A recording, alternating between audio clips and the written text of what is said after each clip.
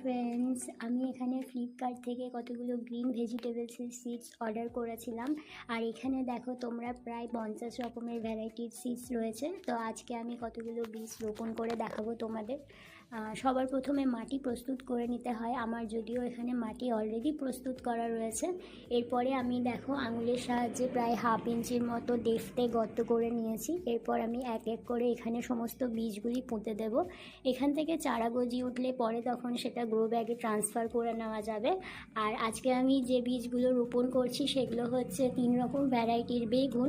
তার মধ্যে রয়েছে গ্রিন, হোয়াইট এবং পার্পল কালারের বেগুন। আর আমি যেটা রোপণ করব সেটা হচ্ছে কাঁচা লঙ্কা। কাঁচা লঙ্কার গাছ অনেক দিন ধরেই আমার লাগানোর ইচ্ছে ছিল, তাই আমি সেই বীজগুলো আজকে ঝটপট রোপণ করে দেবো। দেখো আমি কিভাবে বীজগুলো রোপণ করছি।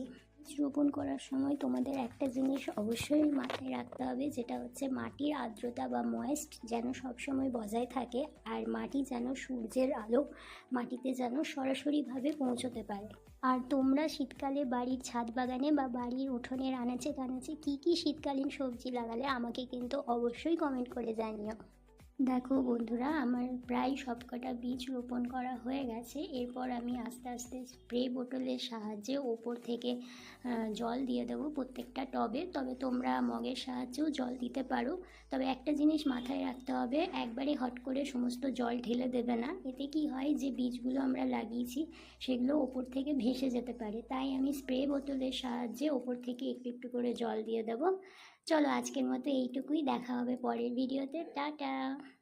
হ্যালো ফ্রেন্ডস, আমি এখানে ফ্লিপকার্ট থেকে কতগুলো গ্রিন ভেজিটেবলসের সিডস অর্ডার করেছিলাম। আর এখানে দেখো তোমরা প্রায় 50 রকমের ভ্যারাইটির সিডস রয়েছে। তো আজকে আমি কতগুলো বীজ রোপণ করে দেখাবো তোমাদের। সবার প্রথমে মাটি প্রস্তুত করে নিতে হয়। আমার যদিও এখানে মাটি অলরেডি প্রস্তুত করা রয়েছে। এরপরে আমি দেখো আঙুলের সাহায্যে প্রায় 1/2 ইঞ্চির মতো ডেপথে গর্ত করে নিয়েছি। এরপর আমি এক এক করে এখানে সমস্ত বীজগুলি পুঁতে দেব। এখান থেকে চারা গজিয়ে উঠলে পরে তখন সেটা গ্রো ব্যাগে ট্রান্সফার করে নেওয়া যাবে। আর আজকে আমি যে বীজগুলো রোপণ করছি সেগুলো হচ্ছে 3 রকম ভ্যারাইটির বেগুন। তার মধ্যে রয়েছে গ্রিন, হোয়াইট এবং পার্পল কালারের বেগুন। আর আমি যেটা রোপণ করব সেটা হচ্ছে কাঁচা লঙ্কা। কাঁচা লঙ্কার গাছ অনেক দিন ধরেই আমার লাগানোর ইচ্ছে ছিল, তাই আমি সেই বীজগুলো আজকে ঝটপট রোপণ করে দেবো। দেখো আমি কিভাবে বীজগুলো রোপণ করছি। বীজ রোপণ করার সময় তোমাদের একটা জিনিস অবশ্যই মাথায় রাখতে হবে, যেটা হচ্ছে মাটির আর্দ্রতা বা ময়েস্ট যেন সবসময় বজায় থাকে। আর মাটি যেন সূর্যের আলো মাটিতে যেন সরাসরিভাবে পৌঁছতে পারে।